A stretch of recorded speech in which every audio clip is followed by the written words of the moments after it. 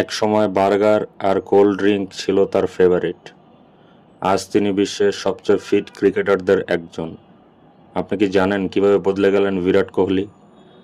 ক্যারিয়ারের শুরুতে ফিটনেস নিয়ে খুব একটা ভাবতেন না তিনি, কিন্তু তিনি ধীরে ধীরে বুঝতে পারেন ফিটনেস ছাড়া লম্বা সময় টিকে থাকা সম্ভব না। এরপরই আসে বড় সিদ্ধান্ত, জাঙ্ক ফুড বাদ, সফট ড্রিঙ্ক বাদ, পুরো লাইফস্টাইল বদলে ফেলেন তিনি। বিরাট কোহলি এখন যা খান, এক হাই প্রোটিন ফুড, তাজা সবজি আর একদম কম তেল মশলা।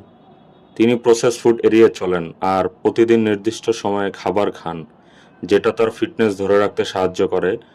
তার ওয়ার্কআউট রুটিন খুব কঠিন, কার্ডিও, ওয়েট ট্রেনিং আর স্ট্যামিনা ট্রেনিং সবকিছুই করেন তিনি নিয়মিত। কিন্তু সবচেয়ে বড় সিক্রেট হচ্ছে ডিসিপ্লিন। মোটিভেশন না থাকলেও তিনি নিজের রুটিন মেনে চলেন।